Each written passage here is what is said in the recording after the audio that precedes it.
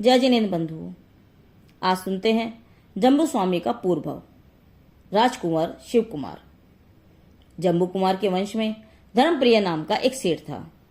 उनकी गुण देवी नाम की स्त्री से एक अरहदास नाम का पुत्र हुआ था। धन और यौवन के अभिमान से वह पिता की शिक्षा को कुछ नहीं गिनता हुआ कर्म उदय से सातों व्यसनों में स्वच्छंदी हो गया था। इन खोटी चेष्टाओं के कारण जब उसकी दुर्गति होने लगी तब उसे पश्चाताप हुआ और मैंने पिता की शिक्षा नहीं सुनी, यह विचार करते हुए उसकी पाप की दुर्भावना कुछ शांत हो गई। तदंतर कुछ पुण्य का संचय कर वह महेंद्र स्वर्ग में सामानिक देव हुआ। यह सामानिक देव वहां से आयुष्य पूर्ण करके भवदेव नाम से मनुष्य प्राय प्राप्त करता है तथा उसी भव में उसका भावदत्त नाम का भाई भी होता है। वे दोनों भाई उसी भव में भगवती दिन दीक्षा ग्रहण कर लेते हैं। वह भावदत्त मुनिराज का आत्मा सागरदत्त हुआ एवं भवदेव का आत्मा शिव कुमार हुआ। अब उन दोनों की कथा कही जाती है।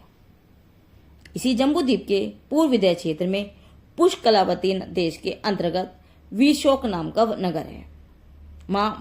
महापदम राजा राज्य करता था। उसकी रानी का नाम वनमाला था। उन दोनों के भवदेव का जीव महेश स्वर्ग से चयकर शिव कुमार नाम का पुत्र हुआ।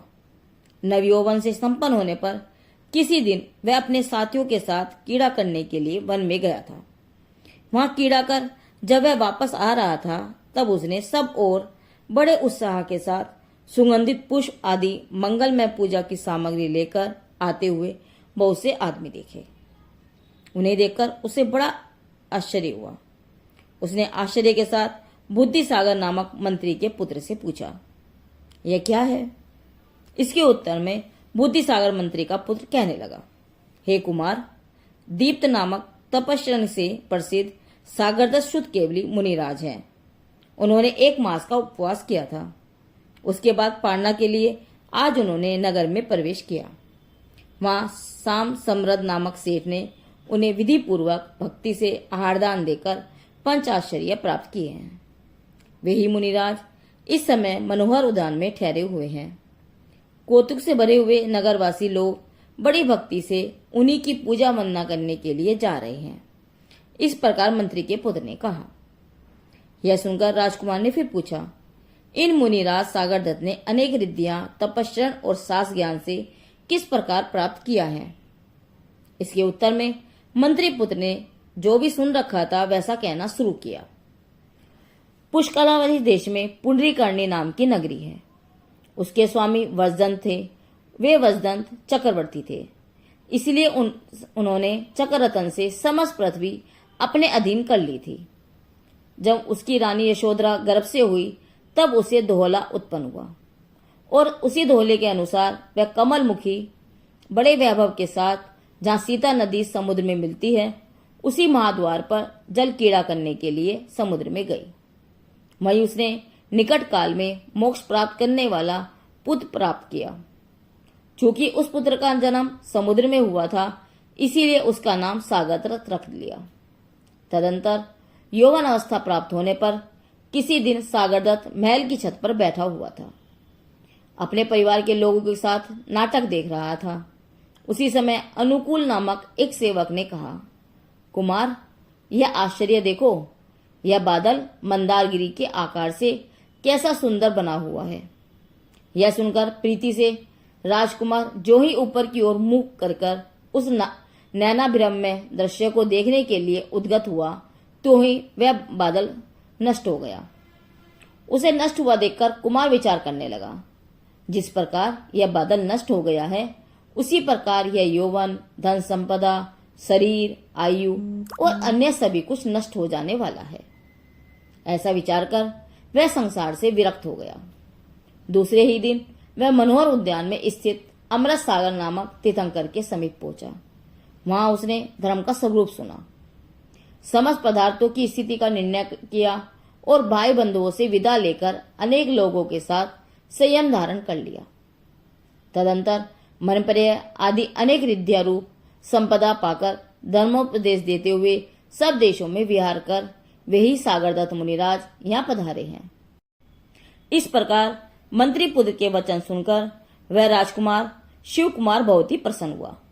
उसने शीघ्र ही स्वयं मुनिराज के पास जाकर स्तुति की, धर्म श्रवण कर अमृत का पान किया और तदंतर बड़ी विनय से पूछा, हे स्वामी, आपको देखकर मुझे बड़ा भारी स्नेह उत्पन्न हुआ है, इसका क्या कारण है? इसके उत्तर में मुनिराज ने कहा, तुम और मैं पूर्व भव के भाई होने से तुम्हें मेरे प्रति बड़ा भारी स्नेह उत्पन्न हुआ है।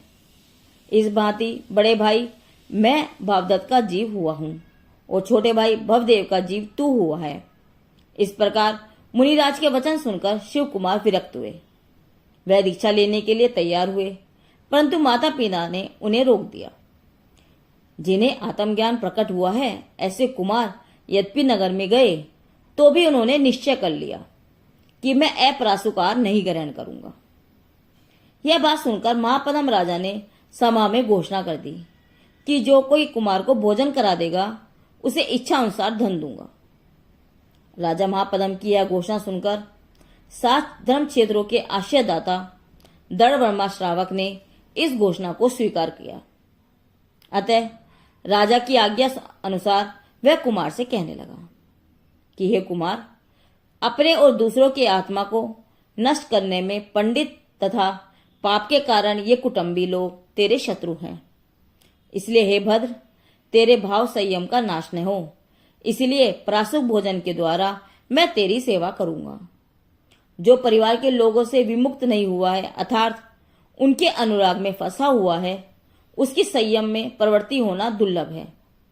इस प्रकार हितकारी वचन सुनकर कुमार ने भी उसकी बात मानकर निर्विकारी आमंचल रस का आहार किया। वे यद्यपि सुंदर स्त्रियों के समीप रहते थे तो भी उनका चित्त कभी विकृत नहीं होता था। वे भोगों को तृण के समान तुच्छ मानते थे। इस तरह 12 वर्ष तक तीक्ष्ण तलवार की धारा पर चलते हुए महान कठिन तप कर शिव कुमार ने आयु के अंत समय में संन्यास धारण किया, जिसके प्रभाव से भ्रम सागर में वे अपने शरीर की क्रांति से दिशाओं को व्याप्त करते हुए विंध्यमाली देव हुए। वहां से आयुष्य पूर्ण करके वह शिव कुमार का जीव इस जम्बू द्वीप के भरत क्षेत्र में भगवान महावीर के शासन में जम्बू स्वामी होंगे। पूर्व शिव कुमार के भव में जो उनकी पत्नियां थी वे ही सेठ की पुत्रियां होकर इस भव में जम्बू स्वामी की 4 पत्नियां होंगी। वे भी संयम धरकर अंतिम स्वर्ग में देव होंगी और वहां से मनुष्य होकर मोक्ष दशा को प्राप्त करेंगी। भगवान महावीर के शासन में जम्बू स्वामी अंतिम केवली होकर मथुरा क्षेत्र में मोक्ष दशा को प्राप्त हुए हैं। उन अंतिम केवली भगवान जम्बू स्वामी को कोटि कोटि वंदन। जम्बू स्वामी जी के पूर्व भव का यह कथानक जैन पौराणिक लघु कथाएं भाग 2 से लिया गया है। जिनदेव की वाणी आगम वाणी।